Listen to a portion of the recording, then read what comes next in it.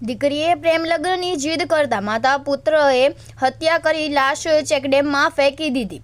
પુરાવા નાશ કરવાની કોશિશ પણ કરવામાં આવી હતી. ભાવનગર જિલ્લાના ઘોઘા તાલુકાના ભીકડા ગામના હિંમતભાઈ હરજીભાઈ સરવૈયાએ પોતાની પુત્રી પારુલ ઉંમર વર્ષ 22ની હત્યા મામલે પુત્ર પ્રકાશ અને પત્ની દયાબેન વિરુદ્ધ પોલીસ વિરુદ્ધ નોંધાવી છે ફરિયાદ.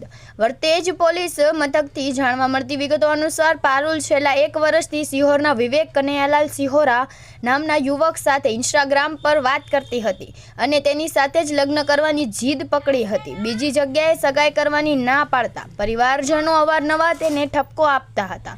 તારીખ 18 ઓક્ટોબર 2025ના રોજ પુત્રવધૂની જીદથી કંટાળીને માતા દયાબેન અને ભાઈ પ્રકાશે મળીને પારુલની હત્યા કરી નાખી.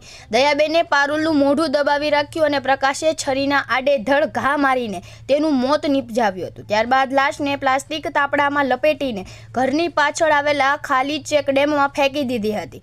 હત્યા બાદ પુરાવાનો નાશ કરવા માટે લોહીવાળા કપડાં ધોઈ નાખ્યા અને લોહીના ડાઘા સાફ કર્યા અને લોહીવાળું ટી-શર્ટ તથા તાપડું બાળી નાખ્યું હતું. 2 દિવસની શોધખોળ બાદ પારુલની લાશ ચેકડેમ પાસેથી કોહવાયેલી હાલતમાં મળી હતી, જેનાથી અકસ્માત મોતની જાહેરાત કરાઈ હતી. જોકે પોલીસની સતત પૂછપરછથી ગભરાઈને દયાબેને પતિ હિંમતભાઈ સામે સમગ્ર હકીકત કબૂલતા તેણે દીકરીને ન્યાય અપાવવા માટે પત્ની અને પુત્ર વિરુદ્ધ ફરિયાદ નોંધાવી છે. કેમેરામેન બિજલભાઈ માલિકિયા સાથે રિપોર્ટર ફિરોઝ મલેક, ભાવનગર.